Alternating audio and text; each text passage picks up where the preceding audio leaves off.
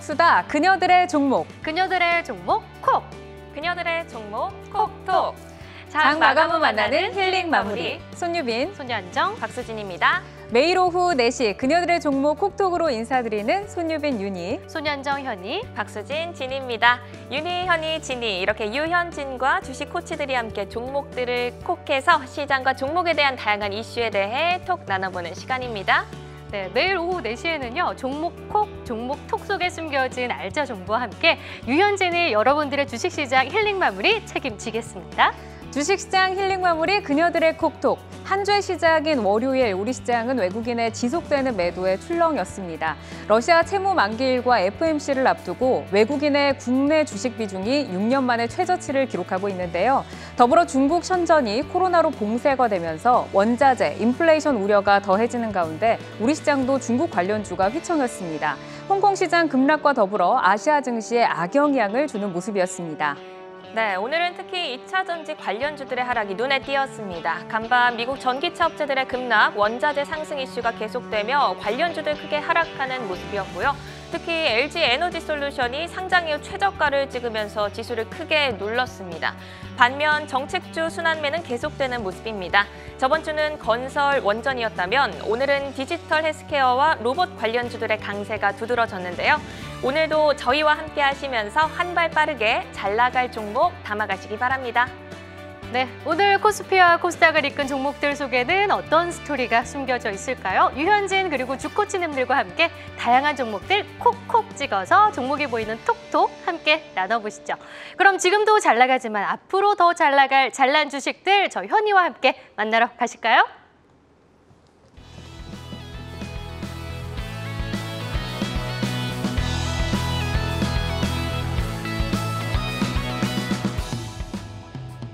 그녀들의 종목 콕톡 잘주 첫 번째 종목은 셀트리온입니다. 오늘 셀트리온 없이 말을 할 수가 없죠. 불확실성 막을 내리다. 오랜 기간 지속된 분식회계 의혹에 대한 불확실성을 해소하면서 셀트리온 삼형제 동반 강세를 보였는데요. 이제 실적이 화답해야 할 때라는 의견이 많이 나오고 있습니다. 불확실성이 막을 내린 셀트리온 앞으로 걸어갈 새로운 길 기대해봐도 좋을까요? 셀트리온에 이은 다음 잘주는 제로투세븐입니다. 아이들과 함께 스마일. 윤석열 대통령 당선인이 여성가족부 폐지 후 아동, 저출산 등 이 인구 절벽 문제 관련한 새로운 부처를 만들겠다라는 게 지금 정책 수혜주로 꼽혔습니다. 장중 20% 급등세를 보였던 제로투세븐.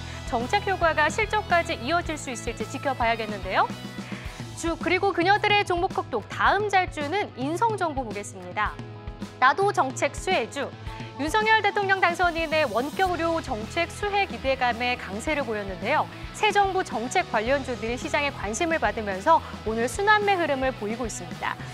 지금 원격 의료의 대장 인성정보가 오늘 잘주로 꼽혔습니다. 계속 지켜보도록 하죠. 그녀들의 종목 콕톡 다음 잘주는 금강공업입니다. 이보다 더 좋을 수 없다. 오늘은 약세였지만 최근 실적 기대감으로 주가가 강한 모습이었죠. 알루미늄 거푸집을 만드는 회사인데 역시나 정책 기대감까지 받고 있습니다. 실적을 바탕으로 주가는 고점을 계속 높여갈 수 있을까요? 잠시 후에 살펴보고요. 그녀들의 종목 콕톡 오늘의 잘주 마지막 종목은 티플렉스입니다. 나는 아직도 목마르다. 이 종목 정말 어디까지 가는 걸까요? 니켈값 급등과 함께 고공행진하고 있는 티플렉스 증권가에서 잇따른 호평이 나오고 있습니다. 티플렉스의 상승 추세 어디까지 이어질 수 있을까요? 지켜보겠습니다. 그녀들의 종목 콕톡 오늘의 잘주 셀트리온, 제로투세븐, 인성정보 그리고 금강공업, 티플렉스까지 짚어봤는데요. 이제 주코치들과 함께 오늘의 종목 콕으로 선정된 잘난 주식 톡 나눠보시죠.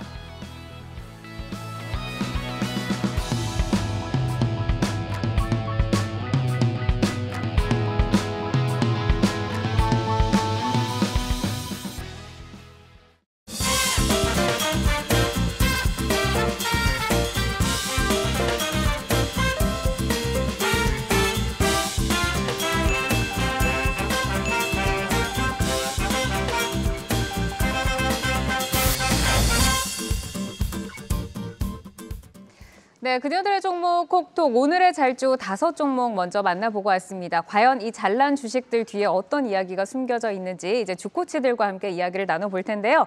장시영 유한타증권 압구정본부 차장, 이성웅 글로온 파트너스 이사 나오셨습니다. 어서 오세요. 안녕하세요. 네, 반갑습니다. 이제 오늘 잘난 주식을 이렇게 꼽아주셨는데 첫 번째 종목 지금 뭐 세간의 좀 화제 같은 종목이죠. 네. 셀트리온 먼저 이야기를 나눠보도록 하겠습니다. 어떤 분의 종목인가요? 네, 제가 가지고 온 네, 셀트리온 이야기 좀 들어볼까요? 네, 셀트리온 같은 경우는 일단 주가의 본질을 저희가 생각을 해볼 때 그 불안한 요인이 이제 제거가 됐거든요. 네. 이게 뭐 실적 측면에서 우려가 되는 부분도 있었고, 그 다음에 이와 관련해서 뭐 회계 이슈까지 같이 부각이 되었었는데 이 불확실성이 제거되면서 일단 오늘 선행해서 주가 반등이 나오는 모습이었습니다. 그리고 전통적으로 봤을 때 저희가 주가의 기준은 또 실적과 빗대어서 생각을 해볼 수 있고 플러스에서 수급까지 함께 살펴볼 수 있겠는데 실적 측면에서는 지금 2020년 기준으로 해서 살짝 실적이 빠지기는 했지만은 그래도 성장세는 지속이 되고 있는 상황이고요. 추가적으로 지금 수급적인 요인에서는 뭐 제약바이오 관련해서는 관심도가 시장에서 많이 떨어져 있기는 하잖아요. 근데 하지만 시장의 반등이 나타날 때는 뭐 코스피 같은 경우는 셀트리온 시가총액 상이기 때문에 수급적으로도 긍정적인 요소가 나타날 수 있는 요인이 충분하다고 보입니다. 그렇다 보니까 이 부분에서 우선적으로 오늘은 긍정적인 영향이 미쳐서 반등이 나타난 걸로 보입니다. 셀트리온 같은 경우는 이제 분식회계 혐의를 벗어나면서 오늘 굉장히 긍정적인 흐름을 보였다라고 말씀을 주셨는데 사실 저는 가장 궁금한 게 이 삼형제가 합병이 계속 일어날 수 있을지 합병에 대한 기대감이 상당히 크지 않았습니까? 주주분들의 그런 기원이 있을 것 같은데 이 점이 궁금해요. 네, 합병에 대한 기대감은 계속 부여가 돼 왔잖아요. 네. 되어 오는 측면이었는데 이게 키포인트가 하나 있습니다. 2월에 50만 주의 자사주 매입을 했거든요. 네. 근데 이 기간이 2월부터 5월까지 매수를 하겠다고 공표를 한 거를 보셨을 겁니다. 근데 이러한 기간 안에는 1개월 동안 그 합병을 못 하거든요. 그렇다 보니까 이게 자사주 매입 같은 경우가 5월 11일까지 마무리를 한다고는 했는데 그 이전에도 마무리가 될 수가 있잖아요. 그렇다고 하면은 일단은 자사주 매입이 마무리되는 시점부터 1개월 이후부터는 합병의 가능성이 이론적으로는 부각이 될 수 있기 때문에 그러한 기대감도 시장 참여자 분들께서는 충분히 기대를 가질 수 있을 것으로 보입니다. 올해 하반기에 조금 기대를 해볼 수 있겠네요. 그 네, 계획에 이론적으로는 있어서는. 예, 그 네. 부분이 충분히 가능하고 추가적으로 저희가 합병이라는 점 그리고 기업의 합병이라는 점을 생각을 해볼 때는 일단은 주가가 어느 정도 하락을 해 있을 때 기업 측면에서는 긍정적일 수가 있거든요. 네. 뭐 실적 측면에 빗대어 보더라도 지금 크게 비싼 요인이 없는 구간이고 이 비싸지 않다는 점이 전통적인 뭐 제약사 같은 경우 유한양행이라든지 상당히 뭐 강자잖아요. 네. 여기와 빗대어서 밸류에이션을 비교하기는 뭐 무리일 수는 있지만은 저희가 아주 쉽게 비교를 해본다고 하면은 그 밸류에이션보다 하단에 있기도 하고 뭐 올해 예상 실적 대비해서 주가 수익 비율이 한 30배 정도 뭐 네. 전통적으로 밴드 하단 수준에 있거든요. 그렇다 보니까 저희가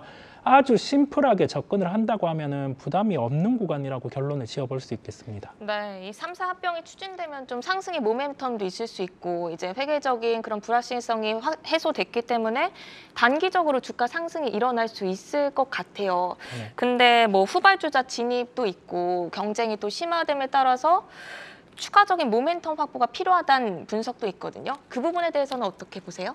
네, 이게 기업이 영위하는 사업의 본질을 저희가 생각을 하시면 될 텐데 전통적으로 그리고 이때까지 이어져온 그러한 부분으로 봤을 때 바이오 시밀러 같은 경우는 아예 이게 고이익의 사업이 아니라 매출을 일으키면서 그 매출 레버리지를 통해서 이익을 발생하는 요소가 있거든요. 네. 네. 그렇다 그리고 이제 공장 같은 경우가 늘어난다고 하면은 이게 매출이 연속해서 늘어날 수 있는 아주 심플한 사업 구조이기 때문에 네. 이 부분에서 실적 같은 경우는 뭐 추가적으로 하반기에 그다음에 내년 상반기에 이제 뭐 해외적인 매출 뭐 새로운 부분에서 증가를 한다고 하면은 실적은 다시금 성장이 나타날 수 있지 않을까라고 생각을 해볼 수 있겠습니다. 네. 그럼 장시용 차장님은 네. 셀트리온 어떻게 보세요? 그러니까 뭐 저도 같은 생각이에요. 그러니까 네. 오늘 사실 이제 감리 이슈가 해소가 됐다라는 예. 거는 그동안 사실은 제약바이오를 짓눌렀던 뭐 오스테미 플러스 사태부터 시작을 해가지고요.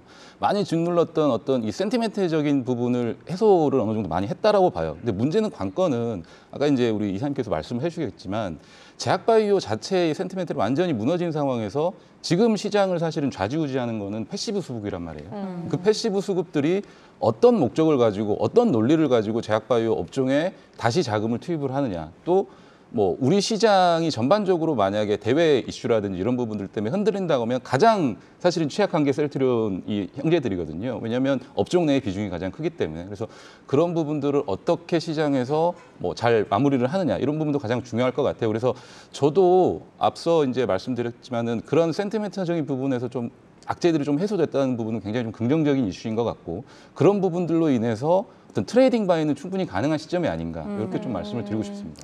근데 셀트리온을 보니까 셀트리온은 사실 공매도와 조금 뗄래야 뗄 수 없는 맞아요. 종목이잖아요. 네, 이제 지금 아마 셀트리온 주주분들이 저희 이 그녀들의 종목을 보고 계신다면 아 정말 이제는 올라가야 되지 않을까라고 생각하실 텐데 오늘 이제 보니까는 말씀하신 것처럼 PER이 뭐 80배, 90배를 받다가 지금 33배로 내려왔고 많이 떨어졌어요. 네, 그리고 오늘 이제 올라오기는 했지만 제가 또 공매도 비중을 보고 들어왔는데 공매도 비중도 함께 늘어났더라고요. 네, 근데 이제 이게 사실 바이오시밀러 업종이기는 하지만 레키로나로 또 신약을 한번 좀 검증을 받았잖아요. 매출에서는 조금 밀렸지만 근데 이 부분은 앞으로 조금 모멘텀으로 작용할 수 있을까요? 신약으로 해서 조금 사업을 다각화시킬 수 있다.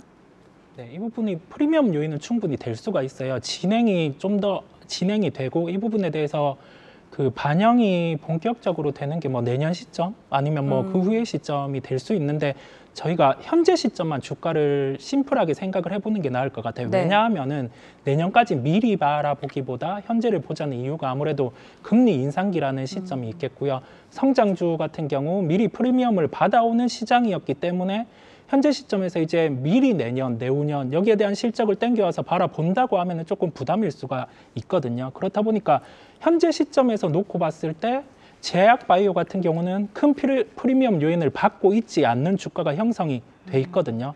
거기에 반증하는 결과로 만약에 여기에서 또 다른 플러스 알파 요인 뭐 이제 시밀러가 갑자기 매출이 는다든지 네. 뭐 해외 같은 경우 판매차가 하나 더 늘어난다든지 그렇다고 하면은 이벤트적인 측면에서도 반등이 가능하겠지만은 추가적으로 뭐 수급적인 측면에서도 빠르게 공매도가 많다고 하지만은 이게 역으로 또 수급에 긍정적인 요소가 될 수도 있거든요. 그렇다 보니 이 부분에 대한 포인트를 조금 더 저희가 기억을 하고 대응을 하는 게 훨씬 나을 것으로 보입니다. 그리고 그 공매도 하니까 저도 생각이 나는데 네, 이렇게 네. 이번 윤석열 당선인께서 이제 공매도에 대한 정책적인 접근을 어떻게 할지는 모르겠지만 어쨌든 공약으로는 전면 폐지를 네. 내세웠었어요. 그렇다고 하면 셀트리온도 수급적으로 그런 부분들이 오히려 수혜가 될 수 있는 부분도 있을 것 같아요. 그리고 한 가지 더 제가 덧붙여서 말씀드리면 지금 현재 시기가 유동성이 조금은 이렇게 말라가는 네. 상황이잖아요. 그래서 이렇게 말라가는 유동성 시기에서 셀트리온이 얼마만큼 이 뒷배를 밀어줄 수 있는 수급적인 요인이 붙어줄 수 있을까 이런 부분들도 좀 같이 고민을 해보실 필요가 있을 것 같아요. 근데 바이오가 특히 공매도가 많은 이유가 심리적으로 불안하기 때문에 그런 거 아닐까 싶은데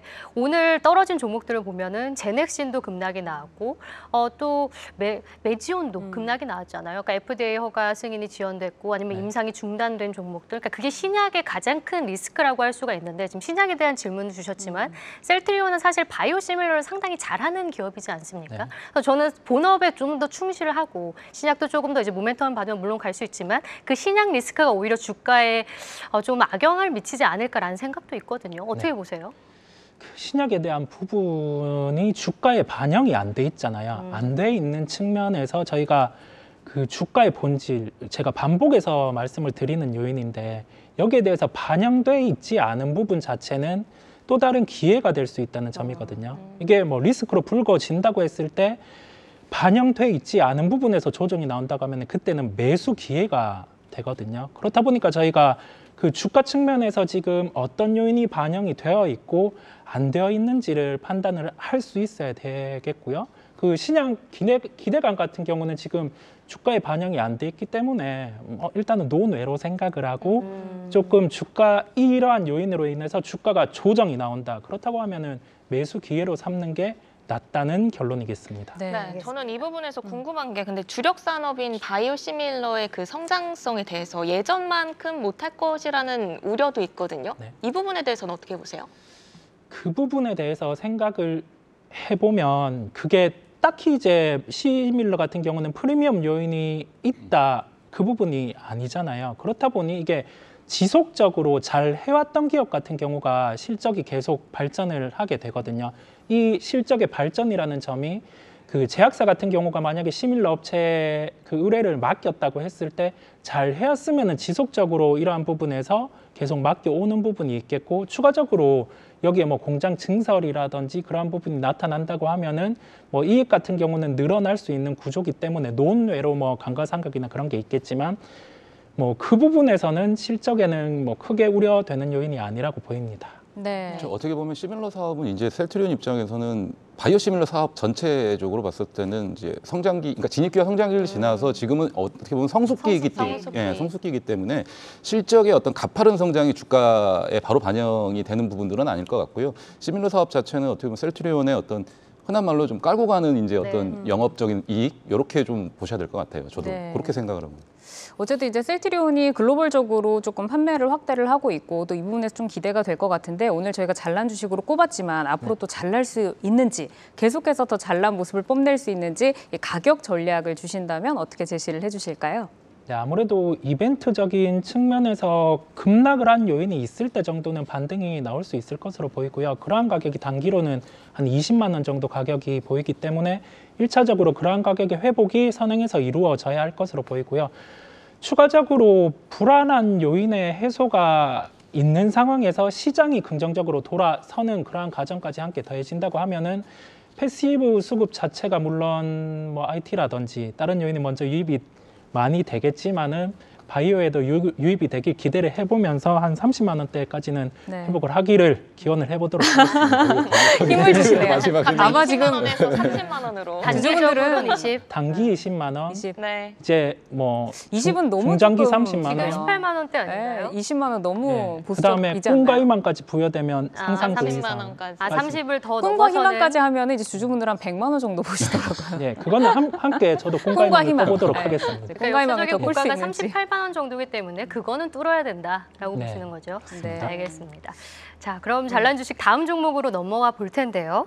금강공업입니다. 이게 알루미늄의 거푸집을 만드는 회사다. 제가 앞서 설명을 드린 바가 있는데 이 질문은 제가 일단 지금 차장님이 갖고 오신 종목이죠? 네, 맞습니다. 금강공업. 제가 금강공업. 그러니까 제가 금강공업을 조사를 하면서 산목 에스폼과 굉장히 이제 비슷한 기업이기 때문에 좀 비교를 해보고 싶었어요. 근데 시장 점유율을 보니까 금강공업이 한 28% 정도 되고 산목 에스폼이 40% 정도 되는데 산목 에스폼이 조금 더 매력적이지 않나라는 생각을 했거든요. 그렇죠. 지금 현재 이제 주가 흐름을 보면 두 회사 모두 좀 비슷하게 흘러가고는 있어요. 차트상으로. 그렇지만 삼목에스폼의 어떤 4분기 실적이 굉장히 좀 서프라이즈를 기록하면서 어쨌든 주가 자체가 더 점프업을 했습니다. 흑자 전환을 그렇죠. 흑자 전환도 하고 물론 이제 금강공업도 흑자 전환을 했어요. 네. 작년에 흑자 전환을 했는데 삼목에스폼이 조금 더 거칠게 달려간다고 해야 되나요? 주가가 조금 주가가 거칠게 달려가는 면이 좀 있고 그래서 아마 여러분들 주주 여러분께서 이제 개인 투자자 여러분께서 조금 접근하기가 좀 지금 꼭 사야 되나 이렇게 이미 많이 생각할 수도 있고 갔으니까. 이미 많이 올랐으니까 그런 부분들도 있고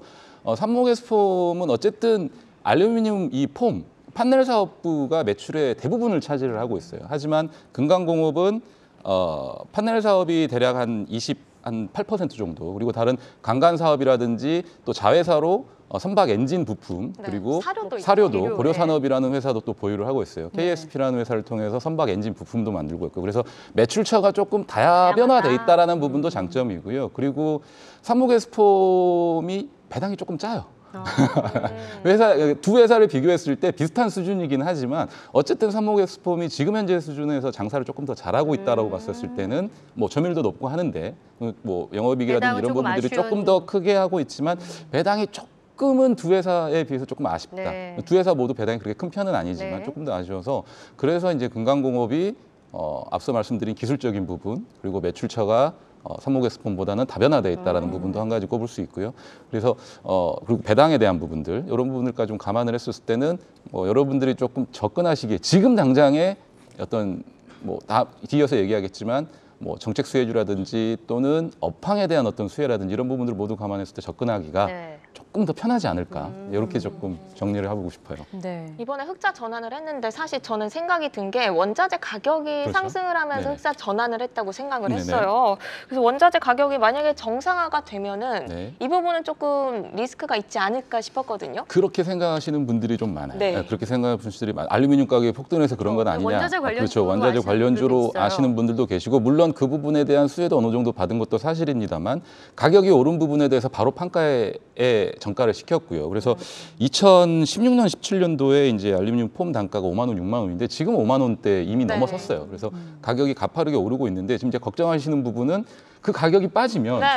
다시 정상화된 회귀하는 거 아니냐 주가가 이렇게 생각하시는 분들이 계시는데 수요라는 거는 무시할 수가 없습니다. 건설업이 통상적으로 한 번 뜨기 시작하면 3년에서 4년은 가고요. 네. 더군다나 새로운 대통령 당선인께서 어제 뉴스가 나왔는데 정책을 발표한 게 가장 첫 번째가 부동산 정책이라고 네. 그렇죠? 네. 건설 부동산 정책. 공급 확대. 그래서 재개발, 재건축 완화 그리고 선거 유세할 때 공약으로 내세웠던 250만 호에 대한 어떤 신규 주택 공급 네. 네. 이런 부분들은 고스란히 건자재 쪽의 어떤 업종에 있는 종목들로 수혜가 내려올 수밖에 없거든요. 그러면 그 수요가 1, 2년 만에 가격이 떨어진다 해서 끝날 것 같은데 그건 아니라고 봅니다. 그래서 수요가 집중적으로 계속 올라가고 있기 때문에 그런 부분들도 생각을 하셔야 될 것 같고 또 하나 포인트는 뭐냐면 이 회사 같은 경우는 알루미늄 판넬을 판매하지 않습니다. 네. 임대를 주로 합니다. 그러니까 건설 회사들이 그 알루미늄 판넬을 사가지고요. 자기네 창고에 보관하지를 않아요. 그러니까 금강공업이라든지 삼성에스폼이라는 회사들은 건설회사 임대를 하고 다시 수거를 합니다. 근데 만약에 이제 건설 공사하다 보면 못 쓰는 것들이 생길 거 아니야. 망가질 수도 망가지고 있고. 이런 부분들은 스크랩으로 재활용을 해서 원가 절감이 또 가능합니다. 그렇기 때문에 판가라는 원재료 가격이 오르내리는 부분들은 단기적으로 회사에 어떤 악영향을 끼칠 수도 있고 긍정적인 부분으로 작용할 수도 있겠지만 그게 주가를 아예 무너뜨릴 수 있는 부분은 아니다라는 아니다라는 점을 좀 강조를 하고 싶고 그래서 그런 부분들을 좀 생각을 하시면서 주가를 조금 주식에 좀 접근을 조금 해보셨으면 좋을 것 같아요. 네, 사실 이제 정책적으로 봤을 때 이게 공급 확대에 있어서 사실 뭐 대형 건설주냐 아니면 뭐 중소형 건설주냐 이거에 대해서는 조금 분분하게 말이 나눌 수 있지만 이렇게 건설 자재 같은 경우에는 무조건 들어갈 수 있는 무조건 수혜를 필수적으로 생각을 해보셔야 될 것 같아요. 네. 그래서 금강공업도 금강공업인데 동양 파일 같은 회사들도 굉장히 좀 좋아지고 있어요. 근데 파일 가격은 작년부터 꾸준하게 올라가고 있었고요. 올해도 계속 좋아질 것 같으니까 뭐 파일이라든지 알루미늄 거푸집이라든지 이런 부분에 대한 뭐 철근이라든지 또는 강관이라든지 이런 이 업을 영위하는 섹터 내에 있는 종목들은 다 같이 조금 살펴보셔도 좋을 것 같은데 제가 이제 말씀드리는 거는 금강공업이 그중에 탑픽이라다 이렇게 이사님께서는 혹시 어떻게 생각하세요? 이 금강공업?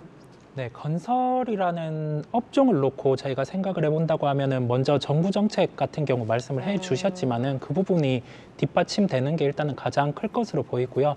그 250만 호 중에서 이제 그 민간 쪽에 200만 호를 이렇게 시작을 한다고 얘기를 했거든요. 그렇다 보니까 이 정책적인 측면에서 먼저 선행해서 주가 반등이 나왔지만은 이게 정책이 시행되면은 또 주가가 레벨업이 한 번 더 이루어질 수 있거든요. 그러한 측면에서 일단은 심리적인 측면에 긍정적인 요인도 있겠고 그다음에 수요 측면에서 가격이 상승하고 있는 거를 보여주고 있는 상황이다 보니까 긍정적인 측면에서 접근이 가능할 것으로 보입니다. 확실히 전방 산업이 건설도 있고 철강도 있고 조선도 있다 보니까 지금 우리 정부 정책과 맞물리면서 효과를 많이 볼 수 있는 기업이 아닐까라고 생각이 드는데요. 정부 정책과 있어서 이제 부동산 건설 쪽 말고도 다른 혜택을 받을 수 있는 쪽도 있을까요?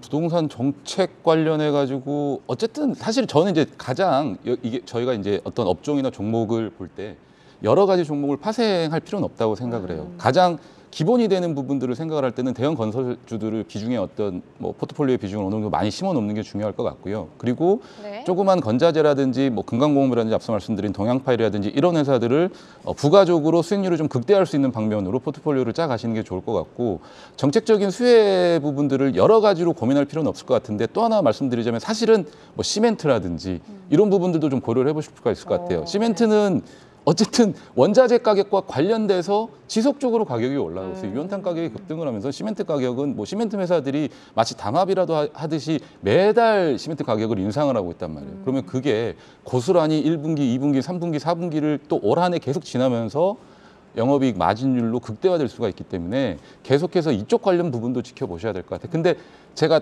한 번 더 말씀드리지만 너무 다변화시키지 말고 파생시킬 필요는 없을 것 같아요. 한두 개의 업종 내의 종목 대표를 찝어서 그 부분을 가지고 계속 가시는 게 수익률에는 오히려 좀 도움이 되실 거다. 이렇게 좀 말씀드리고 싶습니다. 네, 알겠습니다. 그렇다면 금강공업 좀 가격 측면에서 전략 어떻게 세워봐야 될까요? 그러니까 이 회사가 지금 작년부터 시작된 이 업황의 호황 그리고 가격에 대한 부분에 그러니까 원재료 가격 상승에 대한 부분을 판가로 전가시키면서 마진율이 굉장히 좋아지고 있단 말이에요. 강간사업부 같은 경우는 뭐 마진율이 지금 10%에 달하고 있고 판넬 사업부도 현재 뭐 한 5%, 6%인데 이 판넬 가격이 계속 올라간다라고 했었을 때는 10% 그러니까 두 자릿수 대의 영업이익 마진율까지도 기대를 할 수 있다라고 해요. 그러면 올해 매출이 한 7천억 정도라고 한다고 하면 네. 기타 자회사들의 연결이까지 감안을 했었을 때는 500억, 600억 그러면 2016년도, 17년도의 실적에 달하는 수치거든요. 그러면 그 당시 가격이 2015년도 고점을 기록했을 때 가격이 22,500원인데 저는 감히 말씀드리지만 그 수준까지는 충분히 도달할 수 있을 것 같다라고 말씀을 드리고 싶고 물론 주가에 부침은 있겠지만 정책적으로 계속해서 밀어붙일 수 있는 가능성도 있고요. 그리고 저는 원자재 가격이 그렇게 쉽게 빠질 것 같다라고 생각하진 않아요. 물론 중간중간에 어떤 흔들림은 있겠지만 한 번 자리 잡은 거에 급하게 내려갈 수 있다라고 보진 않거든요. 오히려 여기서 한 번 더 거세게 몰아칠 수 있는 부분도 있기 때문에 그 부분들까지 감안을 했었을 때는 오히려는 올해, 내년 이 종목이 개별 종목 내에서는 히트 종목이 될 수도 있다라는 생각까지도 가지고 있습니다. 네.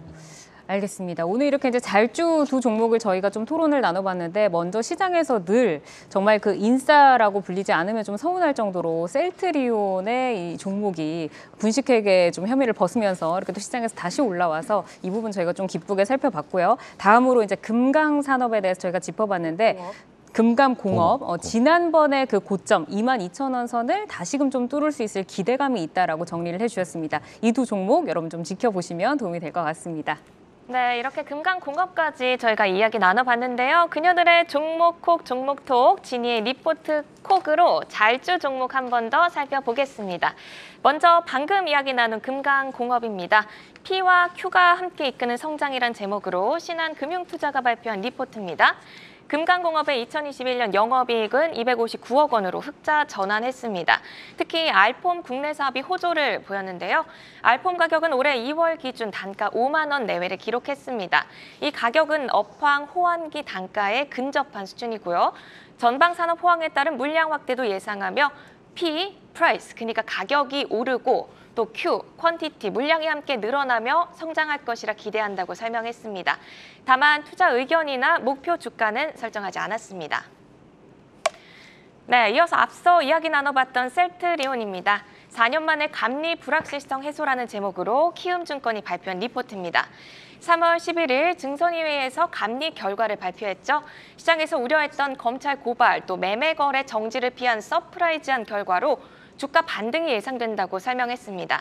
또한 향후 합병 추진 여부와 펀더멘털 개선에 따라 추가 상승 여력이 발생할 수 있다고 전망했습니다. 투자 의견 매수, 목표 주가 23만 원을 제시했습니다. 네, 또 다른 리포트도 함께 보실까요? KB증권 역시 회계 관련 불확실성이 완전히 해소됐다고 봤고요. 셀트리온뿐 아니라 제약바이오 섹터의 투자 심리도 개선될 것으로 예상했습니다. 마찬가지로 투자 의견 매수, 목표 주가 23만 원을 제시했습니다. 네, 이렇게 지니의 리포트 콕, 오늘 잘주로 선정된 금강공업과 셀트리온 만나봤는데요. 앞으로도 종목들의 따끈따끈한 리포트 풍성하게 담아서 전달해 드리겠습니다. 네, 지금 또 너튜브를 통해서 실시간으로 시청자분들이 많은 글을 올려주시고 계시는데요. 우리 미주 여러분들, 아름다운 투자자들의 아름다운 종목들도 한번 알아보도록 하겠습니다. 지금 김지민님, 저희 항상 와주시는 애청자분이신데 깍 미녀 삼총사 사랑해요. 저희도 사랑합니다. 네. 그리고 아이디 사랑하기 좋은 날님이 지금 우크라이나와 러시아 4차 회담이 5시 30분부터 시작된다고 하니까 이것도 지켜봐야 된다라는 글을 옮겨주셨고요. 또한 철산광명님께서는 이제 셀트리온이 셀트리온이 아니라 바이트리온이 되는 건가라는 좀 긍정적인 시각을 제시했습니다. 바이트리온 괜찮나요? 네, 바이트리온 괜찮네요. 네. 셀트리온에서 바이트리온. 네, 오, 너무 좋은데요. 네. 센스 있는 철산광명님 감사합니다. 그리고 김김김님께서는 싸고 안 망하는 걸 어떻게 찾아요? 라고 남겨주셨는데요. 차장님 한번 질문에 답을 해주세요. 싸고 안 망하는 건 어떻게 찾을 수 있는 저평가 거죠? 종목이면서 저평가 앞으로 잘 갈 종목이면서 종목. 앞으로 잘 갈 종목. 근데 지금은 싸고 안 망할 종목을 찾는 것보다는요. 네. 어쨌든 재무제표에 빨간색이 없는 종목을 찾는 게 좋을 것 같아요. 그러니까 유동성이 사실은 어느 정도 줄어들고 있는 시점에서 재무제표의 색깔이 까만색이면 대부분의 종목들이 어떻게 보면 실적이 나아진다라고 볼 수 있거든요.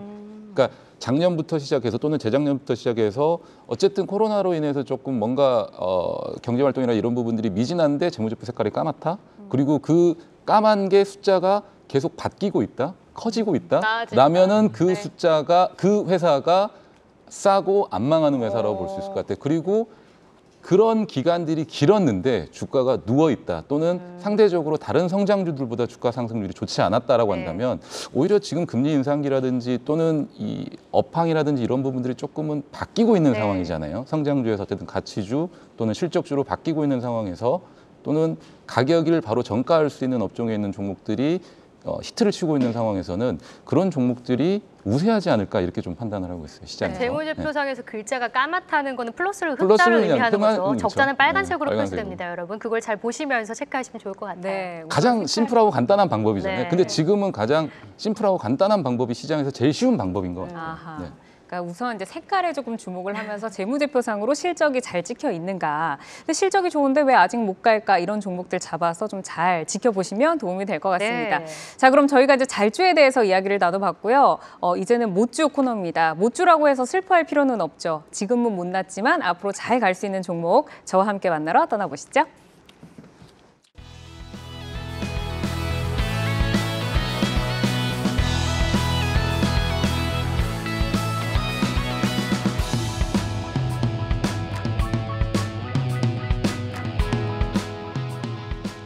그녀들의 종목 콕톡 못주 첫 번째 종목은 에코프로비엠입니다. 좋은 돌다리라도 두드려보고 건너자. 오늘 DS투자증권에서 나온 리포트 제목인데요. 업종 차선호주로 목표 주가 46만 원을 제시해 주셨습니다. 미국 전기차 업체의 급락으로 2차 전지 관련주와 함께 오늘 주가는 급락세를 보였습니다. 오늘도 외국인의 매도 상위 종목에 이름을 올렸는데요. 향후 어떤 전략으로 대응을 하는 것이 좋을까요? 에코프로비엠에 이은 다음 못주 살펴보겠습니다. 바로 크린앤사이언스입니다. 더 맑게, 더 푸르게. 국내 공기청정기 필터 점유율 70% 업체인데요. 공기청정기 집에 다들 들여놓으셨죠? 최근 봄 시즌이 시작되면서 미세먼지 관련주들이 시장에 관심을 받는 분위기입니다. 크린앤사이언스 오늘은 약세 흐름이었지만 봄 시즌 지속적으로 관심을 가져가도 좋을까요? 그녀들의 종목 콕톡 다음 못주는 컴투스입니다.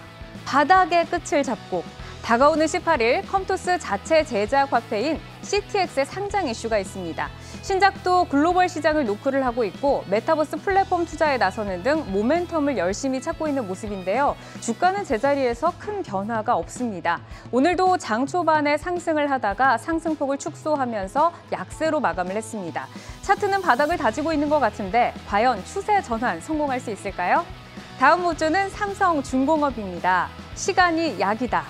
천연가스 공급 수단으로 운반선이 부각이 되고 있고 탄소 배출 제어 시스템 하반기 출시 등 모멘텀을 가지고 있습니다. 하지만 이러한 모멘텀이 주가에는 반영이 되지 못하는 모습인데요. 주가는 언제쯤 턴어라운드에 성공을 할 수 있을까요? 그녀들의 종목 콕톡 마지막 못주는 SK하이닉스입니다. 메모리의 활약이 시작된다.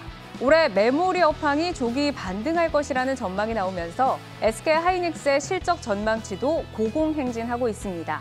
어제도 개인이 100만 주 매수에 나서면서 주가를 방어하려고 노력하는 모습이었는데 오늘 차트는 121선을 터치를 했습니다. 개인들의 매수가 지수를 끌어올릴 수 있을까요? 그녀들의 종목 콕톡, 못주로 에코프로비엠, 크린앤사이언스, 컴투스, 삼성중공업, SK하이닉스를 만나봤습니다. 오늘의 못난 주식들 뒤에 어떤 비하인드 스토리가 숨겨져 있을지 유현진 그리고 주코치와 함께 힐링 토크 시작해보시죠.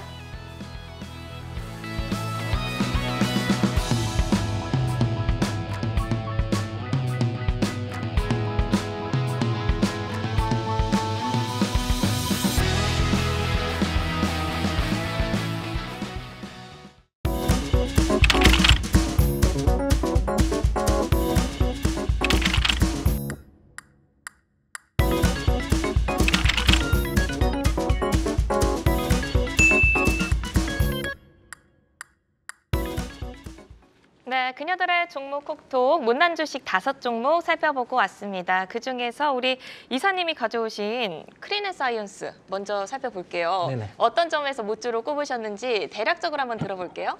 네, 일단 우선적으로 저희가 생각을 해보면 기업명이 좋더라고요. 깨끗하기도 하고 네. 과학적, 잘 지나네요. 친환경적인 것 같고. 네, 하다 보니까 먼저 눈길이 갔고요. 그다음에 그 계절적으로 봤을 때 주가가 아무래도 그 전통적으로 1, 2, 3분기에 강세를 나타내는 측면을 저희가 알 수가 있거든요.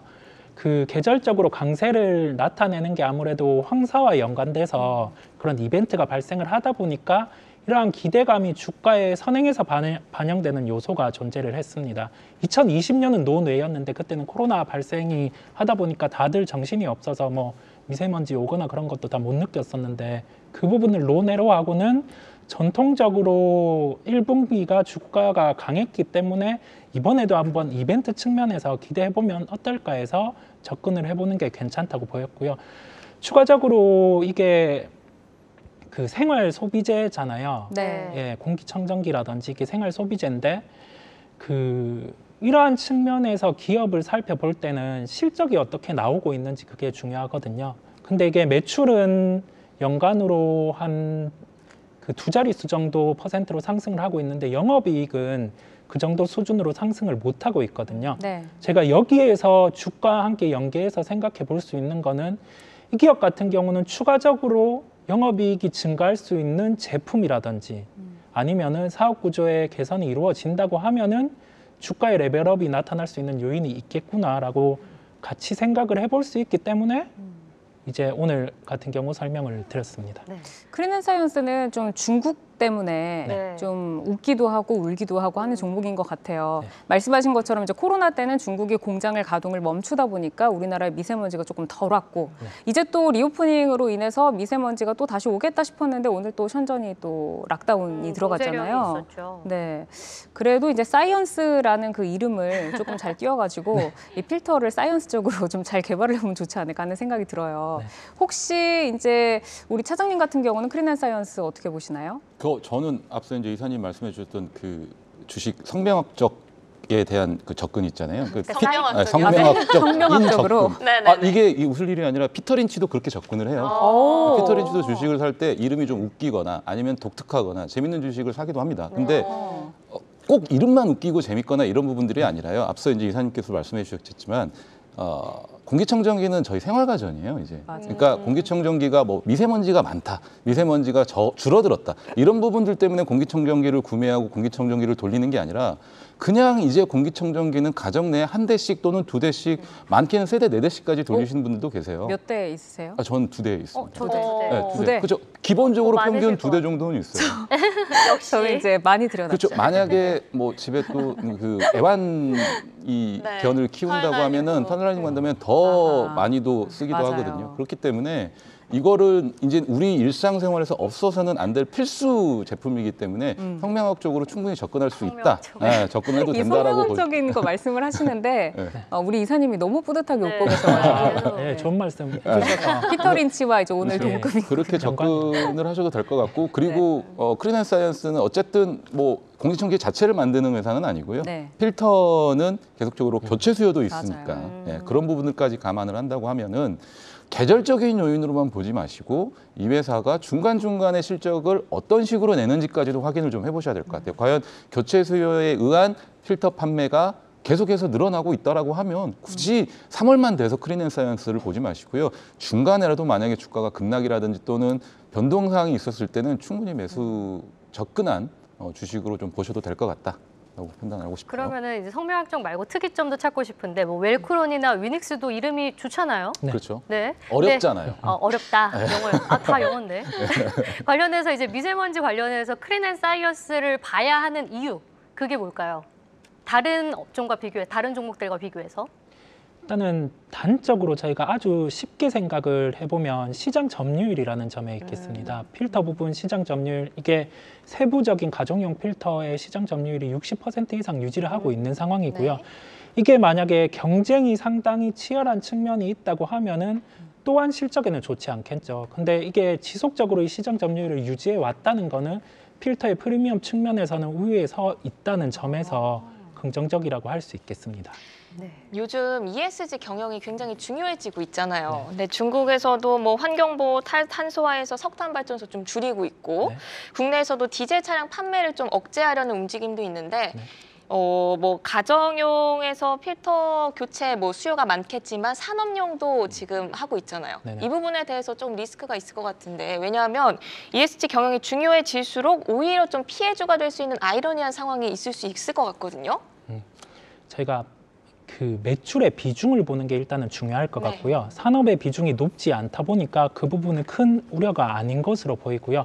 만약에 산업용 비중이 높았다고 하면은 여기에서 이제 경영진이 어떠한 태도로 해서 이 산업 부분을 개선을 해 나갈지 그거를 충분히 뭐 코멘트를 했을 것 같아요. 네. 그렇다 보니 뭐 그러한 부분의 우려는 크게 없는 것으로 보이고 여기에 대한 팁을 하나 드려볼게요. 주가를 볼 때 팁 같은 경우가 이게 생활 소비라고 했잖아요. 가정 같은 경우가 기존의 공기청정기는 뭐 집에 한 대 있다가 이제 뭐 2대, 3대 놓기도 하고 여러 대 놓기도 한데 만약에 여기에서 또 다른 제품이 만약에 나온다고 하면 네. 거기에서 또 필터가 부각이 될 수 있거든요. 뭐 돌아다니는 공기청정기, 뭐 날개 달린 로봇 공기청정기 이런 식으로 해서 예, 청정기. 필터를 여러 개 달 수 있는 아. 요인이 있다고 하면은 다시금 뭐 이러한 기업들 같은 경우는 또 한번 부각이 될 수 있지 않을까라는 뭐 재미 삼아서 투자와 연계해서 접근해 볼 수도 있는 그런 요인도 존재한다고 보입니다. 네, 이제 공기청정기가 사실은 이제 집에 한 번 들여오게 되면 한 대에서 끝나는 게 아니라 계속해서 또 제품이 업그레이드되고 차량용도 생기고 뭐 산업용도 생기고 많이 이렇게 다각화되기 때문에 이런 부분에서 이제 필터가 앞으로 더 중요해질 것이다, 많이 소비될 것이다라고 말씀해 주셨는데 그렇다면 가격적인 측면 어떻게 우리가 좀 볼까요? 네, 생활 소비재라는 측면과 이벤트를 함께 접목을 해본다고 하면은 일단은 전통적으로 봤을 때는 1, 2, 3분기 현재 시점에서 접근이 가능한 시점이거든요. 근데 최근에 주가 흐름 자체가 선행적으로 기대감에 의한 상승을 했다가 하락을 해 있는 국면도 있어요. 물론 시장 요인도 있겠지만은 중국 같은 경우가 아무래도 전통적으로 뭐 석탄 발전이라든지 그러한 산업을 해왔다고 하면은 현재는 그러한 부분보다는 그 경기적인 사이클 측면에서 IT라든지 이쪽 측면에서 조금 더 쏠려 있는 점이 있거든요. 그렇다 보니까 여기에 대한 기대감이 많이 낮아져 있는 측면이 있겠고요. 그렇다고 하면은 저희가 여기에서 생각을 해볼 게 어떤 측면에서 이러한 그 소비와 관련 주식은 접근을 해야 하는지 보면 현재 사업에 대한 구조는 저희가 다 알고 있잖아요. 그 가정과 관련된 필터 사업을 영위를 한다는 걸 알고 있는데 추가적으로 새로운 사업을 이제 개진을 하고 있는 상황이에요. IT와 관련된 반도체와 관련된 클린룸이란 게 있는데 그 부분에서 이제 필터 사업 같은 경우를 어느 정도 진행을 하고 있는 것으로 보이고요. 이게 소모품 사업 같은 경우가 주기가 중요한데 클린룸 같은 경우는 한 2년 정도의 교체 주기가 있거든요. 네. 그리고 소모품이다 보니까 그러한 부분에서 일단은 프리미엄 요인이 될 수 있을 것 같고 저희가 밀접하게 가까이 있는 경우는 그 마진이 좀 박한 경우가 있어요. 지금 나오는 실적 같은 경우에서 저희가 충분히 유출을 해 볼 수 있겠고요. 근데 IT 사업 같은 경우에서 신사업이 플러스 된다고 하면은 영업이익 측면에서 저희가 올라오는 거를 확인을 할 수가 있겠거든요. 왜냐하면 이게 여기에 대한 마진이 더욱 높기 때문에 네. 그렇다 보니 이러한 부분에서 프리미엄 요인이 될 수 있는 구간을 파악해서 접근하는 게 중요하다고 보입니다. 알겠습니다. 크린앤사이언스 뭐 계절성 요인으로 지금 접근해도 좋을 자리이고 공기청정기 필터 외에도 신사업 관련해서 모멘텀이 프리미엄으로 작용할 수 있다라는 긍정적인 시각 제시를 해주셨습니다. 자, 다음 두 번째 못주는 삼성중공업을 한번 보겠습니다. 지금 못주이긴 한데 앞서서 저희 장시영 사장님이 재무제표를 봤을 때 까만 게 많아야지 좋은 종목이다라는 말씀을 주셨거든요. 근데 삼성중공업이 아무리 못주라고 해도 빨간 게 너무 많은 종목이거든요. 새빨갛죠. 네, 괜찮습니까? 새빨갛죠. 아주 빨간 맛입니다. 재무제표가. 네, 빨간 빨간 맛. 맛. 빨간 맛인데 재무제표가 안 좋은 이유는 어쨌든 그동안의 매출이라든지 실적이 좋지는 않았어요. 네. 뭐 배를 만드는데 만들어서 수주만 받았지 만들어서 직접 인도한 것들은 극히 드물었었고 큰 비중의 수주를 받은 것들은 이제 순차적으로 아마 나가기 시작을 할 거예요. 계속 적었었고 여러분들 아시다시피 이제 조선 사업 같은 경우는 건설회랑 비슷하게 배를 수주를 받으면 자기 돈으로 만드는 줄 알고 다 PF라든지 대출로 일으키기 때문에 그 만드는 2년, 3년 동안의 기간에는 온리 적자일 수밖에 없습니다. 네. 이제 그게 나가기 시작할 때부터 매출과 영업이익단으로 꽂히기 시작하는데 아마 올해 4분기부터 시작이 될 올해 거예요. 연말? 올해 연말 4분기부터 시작이 될 거라서 영업이익이 큰 폭으로 흑자 전환은 할 것 같지는 않고요. 그동안에 뭐 유상증자, 감자 뭐 진짜 할 수 많이 있는 건 했죠. 다 했습니다. 삼성중공 네. 같은 경우는 할 수 있는 건 다 했기 때문에 오히려 그 빨간색의 재무제표가 그동안에 삼성중공업이 굉장히 힘든 시절을 겪어왔다. 그러니까 빅베스를 완벽하게 이루어냈다라는 거고 이제부터 만약에 올해 4분기지만 실적이 정상화되는 시점에서부터는 그 기조 효과는 굉장히 크게 작용할 것으로 좀 보여져서 지금 현재 시점에서 주가를 조금은 매수 관점으로 바라봐야 하는 그러니까 주가가 좀 많이 누워 있고 아직은 올라가지 못했잖아요. 네. 여러 수주를 계속 받아도 주가는 요지부동이거든요. 그래서 그런 부분들을 조금 생각을 해보셨으면 좋을 것 같고 제가 왜 이런 말씀을 좀 드리냐면 LNG 운반선과 LNG 추진선에 대한 어떤 수요나 기대가 굉장히 커요.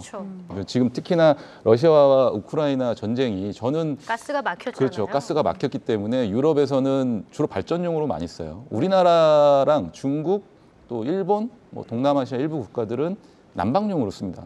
가스 보일러를 쓰기 때문에. 근데 유럽은 가스 보일러를 쓰지 않고 전기를 쓰잖아요. 네. 그래서 전기를 발전으로 돌려서 어쨌든 이 난방을 해야 되니까 이게 없으면 난방과 냉방 어떤 그냥 셧다운이거든요. 네. 근데 새로운 어떤 공급처를 만들어야 되는데 그게 어쨌든 LNG 운반선일 수밖에 없어요. 러시아로부터 가스를 공급받지 않으면 카타르가 됐든 미국의 셰일가스가 됐든 어쨌든 공급을 받아야 되는데 그게 운반선일 수밖에 없는데 그동안 이 LNG 운반선은 거의 수요가 우리나라, 일본, 중국에 집중돼 있었단 말이죠. 특히나 중국도 사실은 LNG를 그렇게 많이 쓰진 않았는데 최근에 석탄 발전을 많이 못해요. 이제 중국도 환경 문제를 생각을 해야 하기 때문에 LNG 이 천연가스 발전을 이제 지속적으로 많이 늘려왔단 말이에요. 그래서 그 수요가 좀 늘어나고 있어서 LNG 운반선이 굉장히 많이 필요합니다. 네. 그래서 카타르에서 사실은 작년에 이제 이렇게 공지를 했죠. 네. 5년 동안 150척을 발주를 하겠다. 근데 네.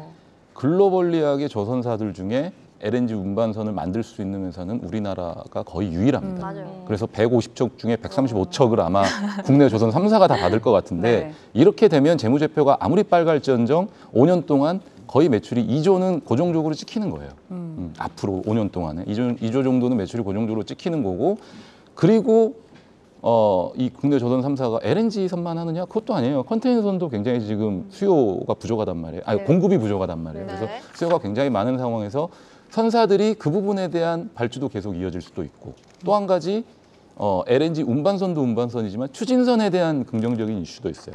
근데 배가 원래는 이제 벙커CU라든지 이 화석 연료로 배가 움직였다라고 하면 이제는 LNG 선으로 가야 돼요. 네. 그게 아니면 국제해사기구에서 굉장히 좀 규제를 많이 하고 있거든요. 그런 배들은 항구에 정박할 수가 없습니다. 기준에 어긋나는 배는 항구에 정박할 수 없고 퇴출을 해야 되는데 우리나라 같은 경우도 기준에 못 미치는 것들이 되게 많아요. 그러니까 400톤급 이상 990척 가운데 844척이 기준에 못 미쳐요. 네. 그러면 중고 선박을 사기도 힘들다고 하면 네. 뭐 추가로 신규 조선을 계속 발주를 내야 되니까. 알겠습니다. 이어질 이제 수 삼성중공업을 이제 조사를 많이 해오셔가지고 주주분들한테 해주고 싶은 얘기가 너무 너무 많으신데 많은데 시간이 좀 네. 부족한가요? 그죠? 시간이 좀 부족해요. 그럼 제가 나온 중에 다음에 나와서 또 나오세요. 중간중간 계속해서 짧게 네, 또 쳐드리겠습니다. 나오시고 우선은 혹시 이제 이사님 같은 경우는 삼성중공업 어떻게 보시는지 좀 짧게 한번 들어볼까요? 네, 워낙 설명을 잘 해주셨다 네. 보니까 저도 아주 좋게 보이고요. 아주 좋게 보시는. 네. 설득당하셨어. 환경적으로도 좋고 네. 이제 수주도 이어지니까 네. 더욱 좋게 보였습니다. 알겠습니다.